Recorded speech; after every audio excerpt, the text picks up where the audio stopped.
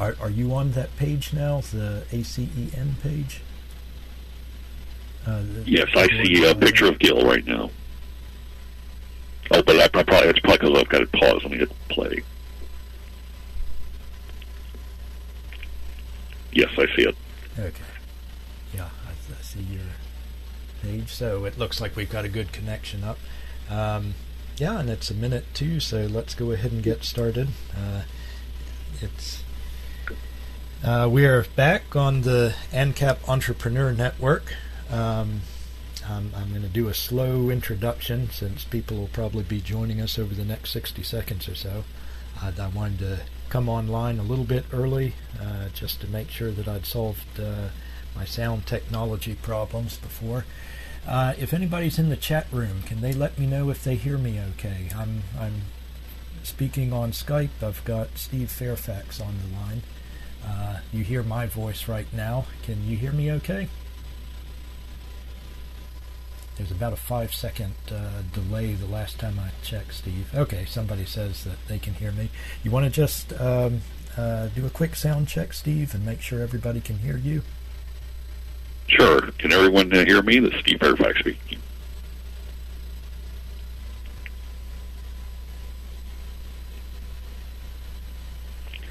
I heard somebody come over that other head. I just got a message. Somebody says they can hear you. Okay, well, let's go ahead and get started then. As I said, I've got Steve Fairfax on the line from M Technology. I first heard a presentation from Steve back at ASC 2010. He introduced some product ideas that were really exciting. It's different ways to conveniently introduce gold into the consumer market. The presentation, he had some prototypes with him. I think rather than me talk about what I saw, Steve, why don't you just give a sort of brief recap of your presentation back at that stage? Sure. Well, I've been studying Austrian economics since about 2003. Spent about 2 hours a day in study. And a couple of fundamental tenets about Austrian economics is that they teach that money is a market phenomenon. It's not imposed by force, but is at least in principle can be arrived at by voluntary transactions. And von Mises in particular describes a process wherein one commodity, which is originally wanted for its own sake, is gradually started to use as a commodity that can be an intermediate between what you want and what someone else has. So this is a way to get beyond barter. And that isn't it just to have the one commodity at a time. It can happen to a number of things. So, for example, you might end up trading in the same economy as it's progressing. You might trade butter and fish hooks and tobacco and cotton and so forth. All of those things were traded in various economies at various times.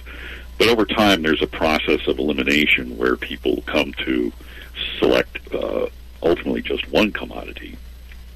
And then there's an interesting thing where his theory breaks down because he admits that the process in most societies continues until you get to silver and gold.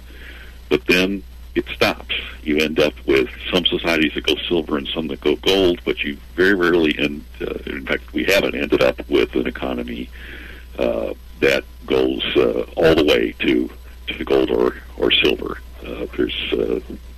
There's both. And so I asked the question to myself, well, why is that? You know, why is Mises' theory breaking down here? He kind of shrugs it off in his book by pointing out that a successful theory of money has to accommodate multiple commodities, and he's quite right.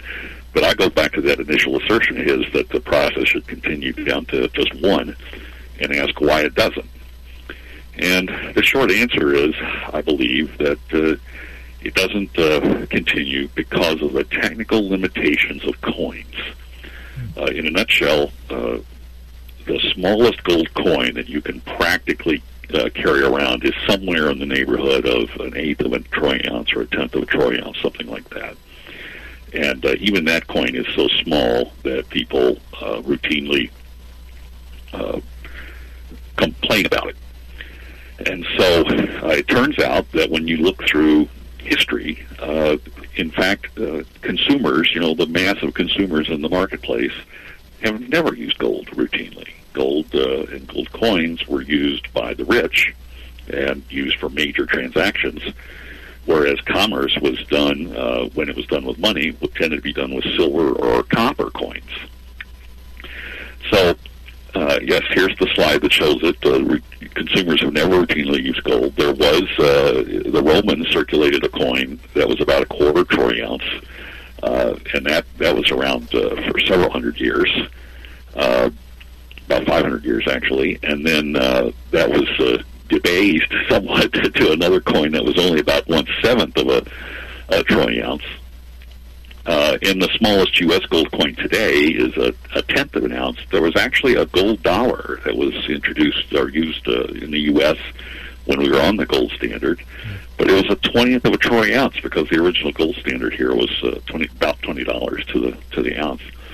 And that coin was widely criticized as being so small that it was just easy to lose a pocket or something like that. And yet, a 20th of an ounce of gold is it's a lot of money. With gold today's prices, a 10th ounce coin is worth at least $150, and a 20th ounce coin is $75. That's a fair amount of money. It's not like you could buy your lunch or an ice cream cone or a pack of cigarettes with a gold coin. It's just not a practical unit. So consumers never routinely use gold, and there's the next slide shows, shows the range of things. So, in sort of the middle left, you see a gold kilo, and these were the prices back when I gave the talk in March of 2010, when gold was about $1,100 an ounce, and now it's closer to 14 and change, I guess. So at that time, a gold kilo was worth, $36,000, and a 1 ounce gold coin was worth $1,100, and gold leaf, which is this exquisitely thin material that you have to use special paint brushes and other delicate things to handle, so you can use it to gild picture frames and statues and stuff like that.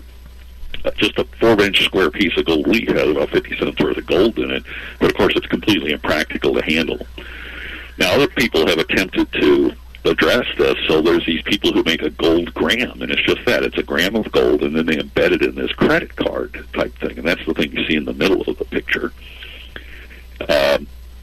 And that's about $36 worth of gold. But the U.S. gold coin that circulated the most were, sort of half ounce. That's the $10 gold coin at the top of the picture, $650. The Swiss franc was a coin that circulated somewhat. That's $200 in today's. And then on the very next page, I show what I believe is the smallest gold coin that's ever been made. You can advance that slide one. Yeah, okay, it'll be about 4 seconds before it loops back to the broadcast. Very good. It'll be ready. So this is what I call the Goldilocks problem, either too big or too small. So you see the gold gram in the upper right-hand corner, and then you see this is 1 troy grain of gold. Huh. There's a fellow in New York, Brooklyn, I think it is, who makes these things, and I bought a few of them from him. And while they're interesting curos, you literally can sneeze and lose these things. And there's a pencil point there to show you how small they are. And then that huge coin that you see below there, that's a silver coin. That's a 1 ounce American silver coin. And so, that at the time, that was worth, $10 or $15. These days, it's worth about $30. But when consumers use silver coins, they routinely complain that they're too heavy and clunky. So that's why you have this too big, too small. Gold's too valuable, and coins are, silver is too heavy. So my point, what I did the rest of the research on, and we might advance the slides here, is that we are no longer bound by the technical limits of gold coins. We don't have to make such a teeny tiny gold coin. The other thing is that we have to admit, Austrian economics teaches that the successful entrepreneur is the one who satisfies the desires of consumers. And so here's Ron Paul, and he says we've got to get the coinage. So he's still stuck on the idea of a coin. But we've got to get coins into circulation and then build the political basis. But my point is that if you're going to give them coins, you have to give them golds in amounts and in forms that consumers are used to. And consumers these days, large number, would want relatively small quantities of gold, something roughly comparable, to the $1, $5, $10, $20 bills that are used in daily commerce. And they like paper money. Everyone's used to paper money. Everyone has wallets. Everyone has cash tills. So we need to go beyond the technical limits of gold, of coins, I should say, which has restricted the use of gold for thousands of years, and go to new ways to do it. And so in the next slide, I believe, I talk a little bit about, about how you can do it. So gold leaf, ancient technique. You can pound gold by hand in a process that takes many, many hours and requires quite a bit of skill, but it can be done down to 4/4 of an inch thick. These days, integrated circuits, which of course are in all manner of consumer products, use very fine gold wires to connect the internal integrated circuit to the pins of the package. And you can go on the internet and order this stuff, and you can get wires as small as 600 microinches in diameter, and that's a photomicrograph there on the right that shows how those things are bonded to the surface of an integrated circuit device. And then in the next slide, there are several other techniques. So gold ribbon is very easy. That picture there shows a hand rolling mill that you can buy for a few $100s. You can go on the internet again and find people who will happily sell you at a premium, of course, over the gold price, but will sell you gold ribbon down to about 1/1000th of an inch thick, and in pretty much whatever width you want. Gold, especially pure gold, is extremely malleable, and it's relatively easy to roll it out. Then packaging, everything from potato chips to electronic components like capacitors these days, relies upon plastic films with a very thin but extremely uniform layer of metal on top. And a lot of times the metal is things like silver or aluminum, but it can be gold. Zinc is another one, but it can be gold, and that can go to very thin layers. And then you can gold plate, and there's also gold inks, which actually have gold dissolved in them, and you can print the ink onto any kind of substrate you want. So then I made a little table that just shows you how you could make, using these various technologies, on the very next slide, use these technologies to produce gold-bearing certificates, shall we say, in pretty much whatever amount you want. So if you wanted a melt value of a penny, I could use 1.25 inches of 1 mil diameter wire and embed that. That works out to be a 10,000th of an inch, a troy ounce, about a penny's worth of gold. If you wanted to do a dime or so, you could use gold leaf. The gold ribbon, you see, has actually 4 places in this chart, and I can use it to make sort of $1 or $5 or $10 or $20 with ribbons that are quite reasonable in size, about 0.078 thick and 1 to 5 inches long. So with that, I went ahead and made a few prototypes just to demonstrate this, and this was very low tech. It was I bought polyester film, which is already used in currency. The currencies of Australia and New Zealand and 9 other countries are printed exclusively now on these polymer banknotes. They last longer than paper notes and so forth. So I bought these labels, sheet labels, on the internet and ran them through a laser printer. And you can see on this picture, here's 1/1000th of a troy ounce of gold, and there is the gold. So I call this, it's on the left-hand side of the picture, just to the right of the numbers 0.999. I call this a gold-bearing certificate.